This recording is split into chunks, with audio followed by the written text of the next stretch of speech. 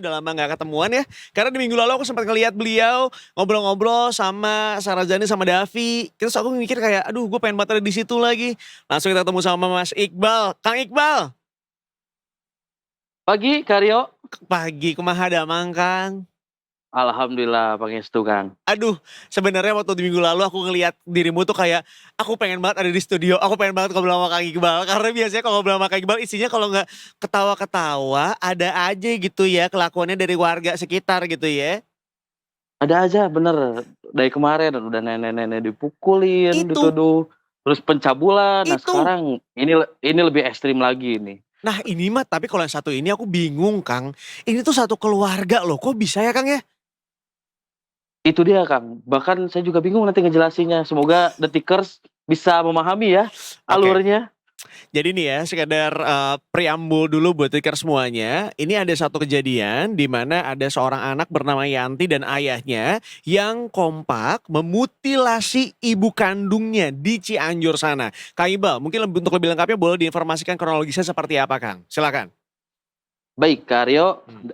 Pagi juga untuk para Detikers. Di Cianjur, beberapa waktu lalu terjadi kasus pembunuhan yang sangat sadis, di mana seorang anak bernama Yanti bersama ayahnya yaitu Cahya membunuh ibu kandung serta anak.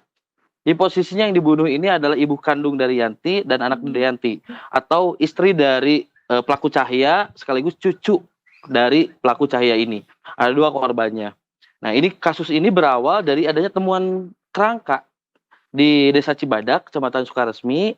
Warga menemukan potongan kerangka dimulai dari kerangka tengkorak kepala yang ditemukan di kebun warga. Kemudian tidak lama berselang ditemukan lagi kerangka tubuh, kerangka kaki, dan kerangka tangan di titik-titik yang berbeda. Ada yang ditemukan di irigasi, ada yang juga ditemukan di samping jalan, tepat di tepi jalan setapak gitu, Kak. Nah, dari situ dilakukan penyelidikan oleh pihak kepolisian. Awalnya memang diduga temuan kerangka biasa, namun dari masyarakat ada informasi bahwa ada warga yang hilang dalam 2 minggu terakhir tidak kelihatan di lingkungan masyarakat. Setelah didatangi rumahnya, yaitu rumah Yanti dan Cahya, ditemukan ada indikasi-indikasi berupa rumah itu bawa bangkai. Kemudian saat ditanya, Yanti dan Cahya ini kikuk, tidak bisa menjawab secara jelas dan lugas. Dan pada akhirnya terungkap bahwa keduanya telah membunuh anggota keluarganya sendiri.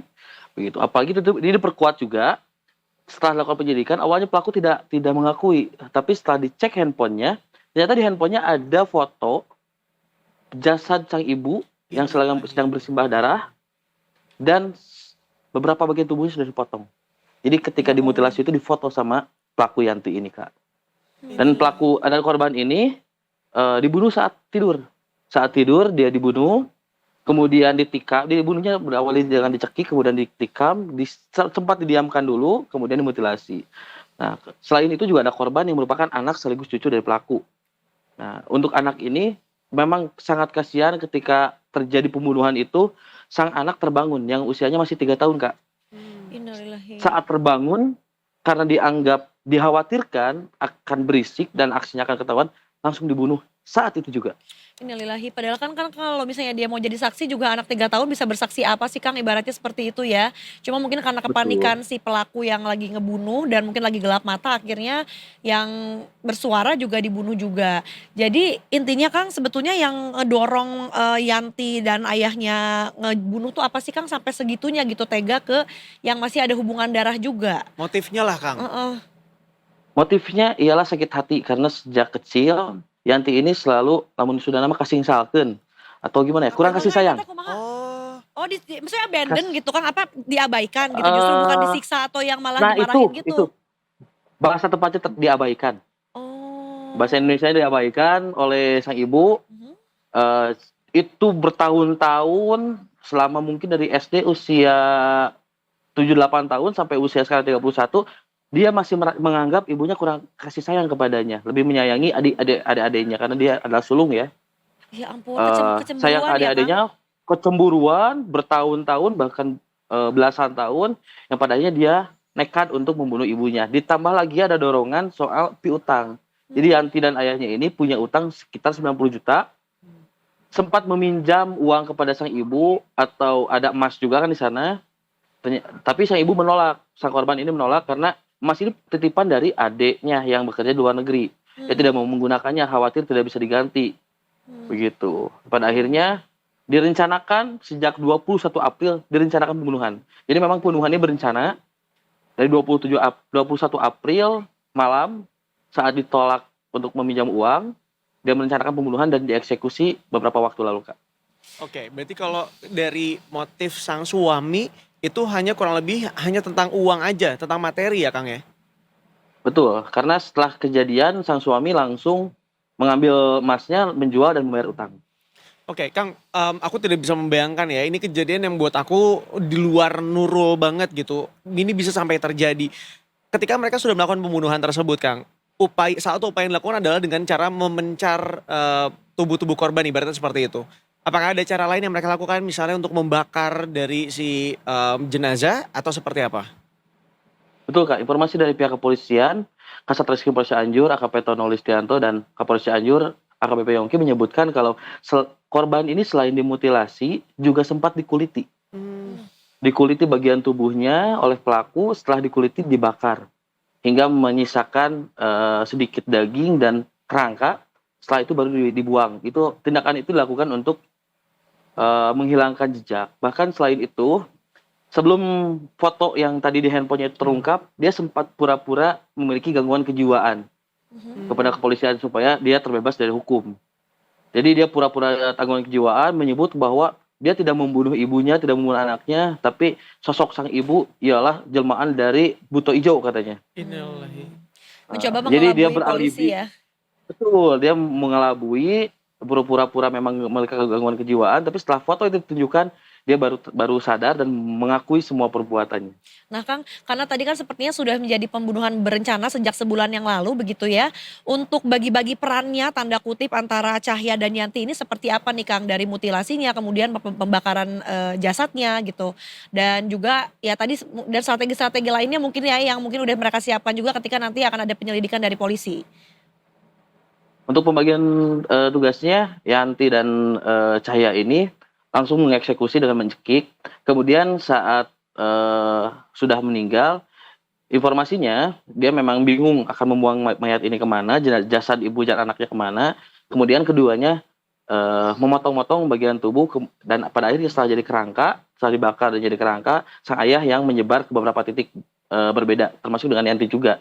Ada titik yang dibuang oleh Yanti, ada yang dibuang oleh Cahya, begitu Kak. Ya Allah Kang, ini mudah-mudahan apa ya segera selesai gitu ya, pelaku ini dihukum seberat-beratnya karena buat aku pribadi melihat bagaimana sebuah keluarga kemudian quote unquote jadi hancur hanya karena emosi yang semata gitu ibaratnya dan juga keserakahan untuk mengambil materinya ibaratnya ini jangan jadi kemudian contoh untuk orang-orang di luar sana hanya karena misalnya hukumannya tidak setimpal dan lain sebagainya ya Kang ya. Betul Kak. Amin. Dan apalagi kan dia juga sempat memfoto itu dan ketika saya tanya dan teman-teman media lain juga tanya kepada pelaku, apa motivasi untuk fotonya? Pengen puas Kak.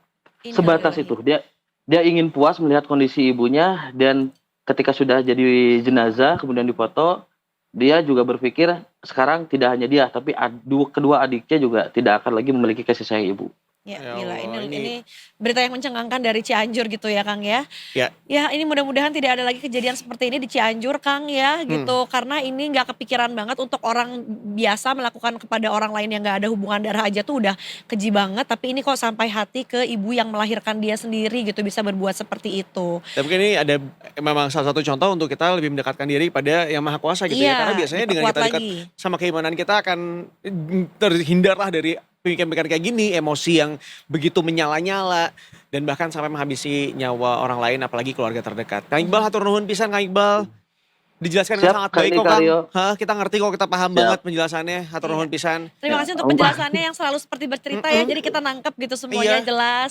Kang nanti mah mudah-mudahan kita harapannya yang seru tapi kalau nggak gini bukan Cianjur namanya Iya, ya. Jadi rada bener. bingung juga. Bukan, agak bingung juga. Ini tadi sebenarnya bingung menjelaskan ini teh status korban apa. Tapi ya begitulah intinya. Iya, Ya udah, benar atas benar. Anak dan ibu sekaligus istri dan cucu gitu Kak. Iya, Udah benar. jangan diulang-ulang lagi, aku mah sieun, serem. Kayak banget terus sekali Tapi lagi, aman. mangga. Pelaku ini juga dipenjara dengan pasal 340 tentang iya. pembunuhan berencana dengan maksimal hukuman mati.